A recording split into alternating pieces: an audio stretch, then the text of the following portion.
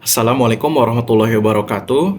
Saya Agus Salim, sebagai moderator dari kelompok 4. Kali ini saya akan menyampaikan dan membantu materi yang akan kelompok 4 tampilkan, yaitu mengenai pajak penghasilan pasal 24, atau yang lebih dikenal dengan PPh pasal 24.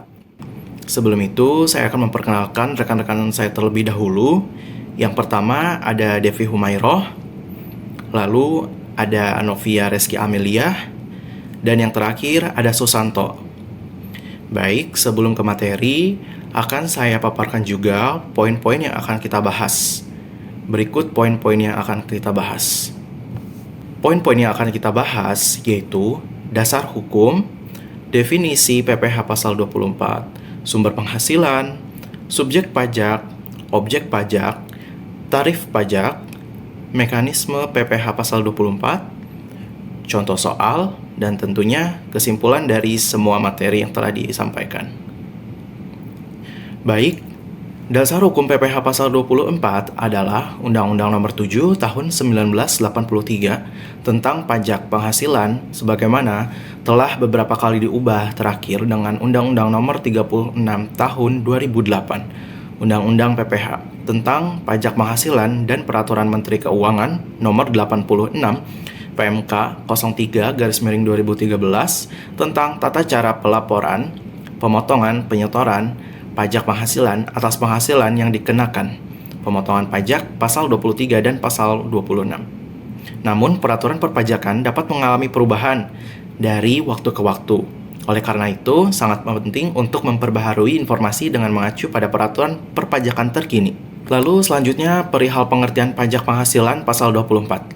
Dikutip dari pajak.go.id, pajak penghasilan PPh pasal 24 adalah pajak yang dibayar atau dipotong atau terutang di luar negeri atas penghasilan yang diterima atau diperoleh di luar negeri dalam tahun yang bersangkutan, sebesar PPh yang dibayar atau dipotong atau terutang di luar negeri, tetapi tidak boleh melebihi perhitungan pajak yang terutang berdasarkan Undang-Undang PPh. Pajak penghasilan pasal 24 isinya mengatur mengenai hak wajib pajak untuk memanfaatkan kredit pajak mereka di luar negeri jika ada. Pajak penghasilan 24 ini bertujuan agar wajib pajak tidak dikenakan pajak ganda. Dalam artian, pajak yang telah dibayarkan di luar negeri oleh wajib pajak dapat menjadi pengurang nilai pajak terutang yang wajib pajak miliki di Indonesia. Selanjutnya, sumber penghasilan PPh 24. Wajib pajak yang memiliki penghasilan dari kegiatan usaha di luar negeri maupun dari beberapa sumber usaha seperti surat berharga, penghasilan berupa bunga, royalti, atau imbalan yang berhubungan dengan jasa. Wajib pajak seperti ini bisa saja terkena wajib pajak ganda, yaitu ketentuan wajib pajak dari luar negeri dimanapun berstatus sebagai wajib pajak warga negara Indonesia. Sumber penghasilan kena pajak yang dapat dikreditkan seperti yang telah disebutkan sebelumnya. Ada beberapa sumber penghasilan yang dapat dikreditkan dalam konteks PPh pasal 24, yaitu beberapa sumber penghasilan tersebut mempunyai perbedaan masing-masing yang tidak dapat disamakan. Berikut ini adalah sumber-sumber penghasilan yang dapat dikreditkan dalam PPh 24. Penghasilan dari saham dan surat berharga lainnya, serta keuntungan dari pengalihan saham dan surat berharga lainnya. Penghasilan berupa bunga, royalti, dan sewa yang berkaitan dengan penggunaan harta benda bergerak. Penghasilan berupa sewa yang berkaitan dengan penggunaan harta benda tidak bergerak. Penghasilan berupa imbalan yang berhubungan dengan jasa, pekerjaan, serta kegiatan pendapatan dari bentuk usaha tetap atau BUT di luar negeri. Penghasilan dari pengalihan sebagian atau seluruh hak penambahan atau tanda keikutsertaan dalam pembiayaan atau pemanfaatan di sebuah perusahaan pertambangan. Keuntungan dari pengalihan aset tetap, keuntungan dari pengalihan aset yang merupakan bagian dari suatu bentuk usaha tetap atau BUT. Selanjutnya ada subjek dan objek pajak. Subjek pajak dalam PPh pasal 24 adalah wajib pajak atau pihak yang memiliki kewajiban untuk melakukan pemotongan pajak penghasilan dari penghasilan yang dibayarkan kepada penerima penghasilan yang bukan subjek pajak. Subjek pajak dalam hal ini adalah pihak penghasil atau pihak yang membayar atas seluruh penghasilan termasuk penghasilan yang diterima atau diperoleh dari luar negeri. Objek pajak dalam PPh pasal 24 adalah penghasilan yang diterima oleh penerimaan penghasilan yang bukan subjek pajak. Penghasilan ini dapat berupa berbagai jenis pembayaran seperti honorarium, komisi, royalti, sewa, atau penghasilan lainnya. Dalam konteks ini, pihak penghasil memiliki kewajiban untuk memotong sejumlah pajak penghasilan sebelum melakukan pembayaran kepada penerima penghasilan. PPh pasal 24 mengatur kewajiban pemotongan pajak tersebut untuk memastikan pemenuhan kewajiban pajak dari penerima penghasilan yang bukan subjek pajak. Penting untuk dicatat bahwa definisi subjek dan objek pajak dalam PPh pasal 24 dapat berbeda dalam konteks peraturan perpajakan negara lain.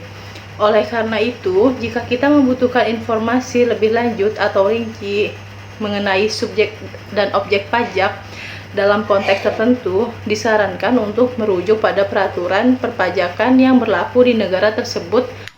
Tarif PPh pasal 24 berlaku berdasarkan peraturan perundang-undangan yang berlaku, dan pada umumnya tarif adalah 15% dari jumlah bruto penghasilan yang diterima oleh penerima penghasilan. Namun, tarif ini dapat berbeda tergantung pada jenis penghasilan dan status hukum penerima penghasilan.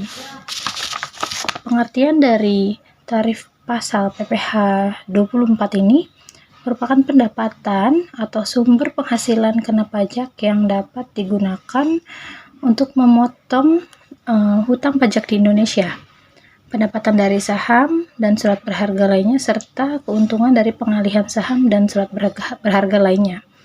Penghasilan berupa bunga, royalti, dan sewa yang berkaitan dengan harta benda bergerak, penghasilan berupa sewa yang berkaitan dengan harta benda tidak bergerak, penghasilan dengan jasa, pekerjaan, dan kegiatan, pendapatan dari bentuk usaha tetap di luar negeri.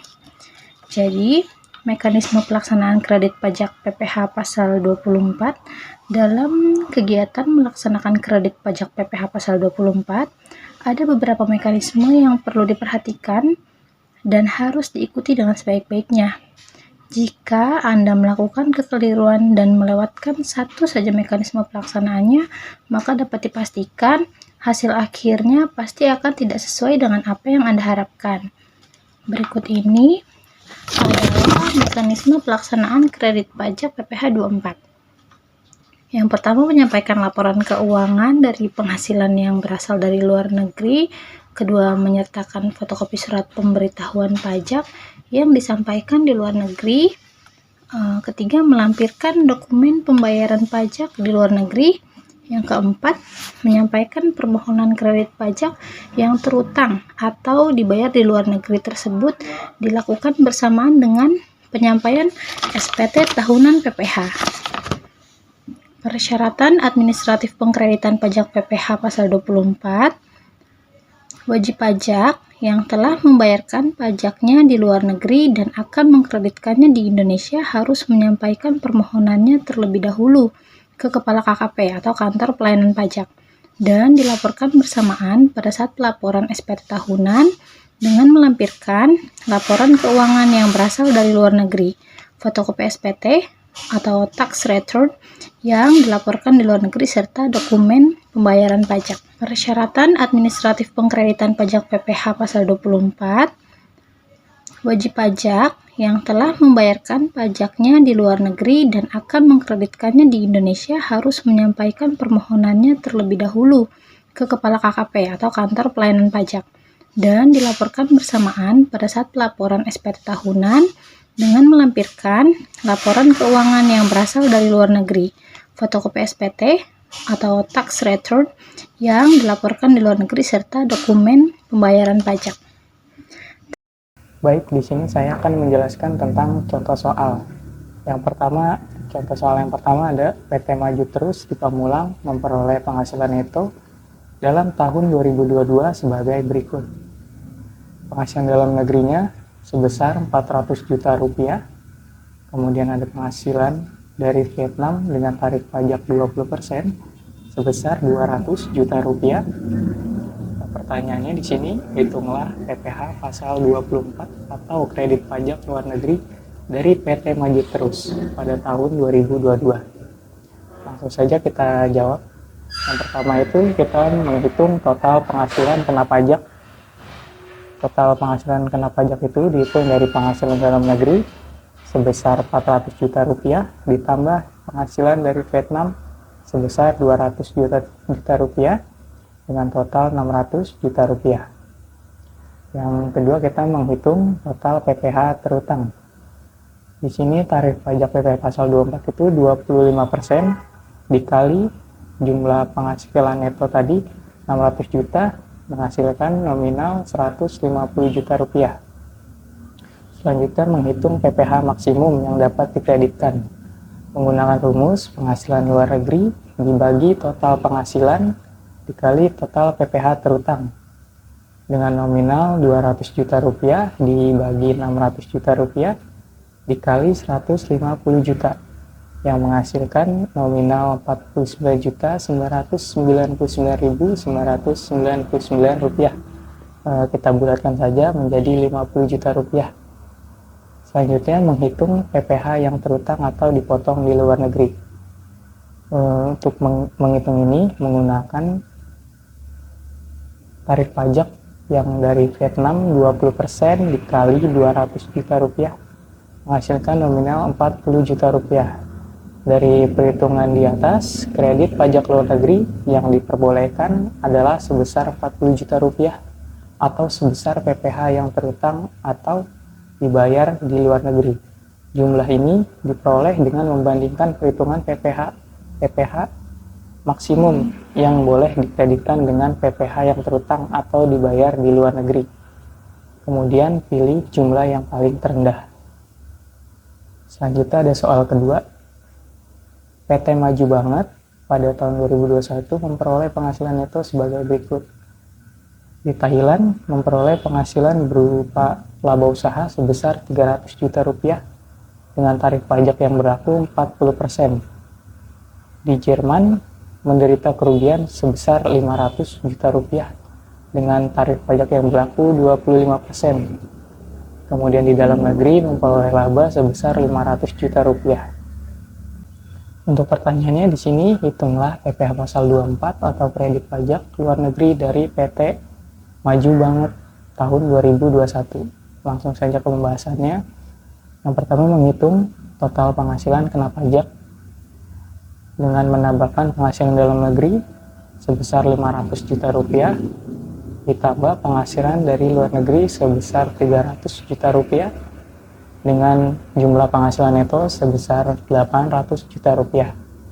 Yang kedua, menghitung total PPh terutang dengan tarif 25% dikali 800 juta rupiah menghasilkan nominal 200 juta rupiah. Selanjutnya menghitung PPh maksimum yang dapat dikreditkan dengan rumus penghasilan luar negeri dibagi total penghasilan dikali PPh terutang dengan nominal 300 juta rupiah dibagi 800 juta rupiah dikali 200 juta rupiah menghasilkan nominal 75 juta. Kemudian menghitung PPh yang terutang atau dipotong di luar negeri menggunakan tarif 40% dikali 300 juta rupiah menghasilkan nominal 120 juta rupiah. Dari perhitungan di atas dapat disimpulkan bahwa PPh pasal 24 yang dapat dikreditkan dari PT Maju Banget pada tahun 2021 adalah sebesar 75 juta. Kesimpulan, pemotongan PPh pasal 24 mewajibkan penghasil atau pihak yang membayar penghasilan kepada penerima penghasilan yang bukan subjek pajak untuk melakukan pemotongan sejumlah pajak yang harus dibayarkan. Tarif PPh pasal 24 berlaku berdasarkan peraturan perundang-undangan yang berlaku. Pada umumnya, tarifnya adalah sebesar 15% dari jumlah bruto penghasilan. Namun, tarif ini berbeda tergantung pada jenis penghasilan dan status hukum penerima penghasilan.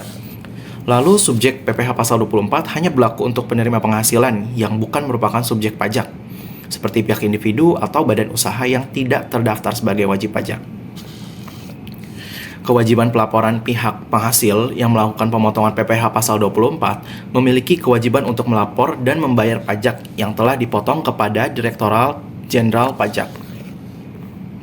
Pengambilan kelebihan pajak, jika jumlah pajak yang dipotong melebihi jumlah yang seharusnya dibayarkan, maka penerima penghasilan dapat mengajukan permohonan kembali kelebihan pajak kepada Direktorat Jenderal Pajak. Dari semuanya tersebut, maka dapat disimpulkan bahwa PPh pasal 24 merupakan ketentuan yang mengatur pengkreditan pajak atas penghasilan dari luar negeri terhadap PPh yang terutang di Indonesia. Aturan ini dimaksudkan untuk menghindari pembebanan pajak ganda apabila wajib pajak dalam negeri telah dikenai PPh di luar negeri. Mungkin itu saja yang dapat kami sampaikan. Kurang lebihnya mohon maaf. Terima kasih juga kepada dosen pajak kami, yaitu Bapak Yulian Bayu Ganar, STMM, karena telah membimbing kami dalam materi pajak, sehingga kami dapat mengerti dan memahami wawasan lebih jauh tentang perpajakan. Akhirul kalam, Assalamualaikum warahmatullahi wabarakatuh.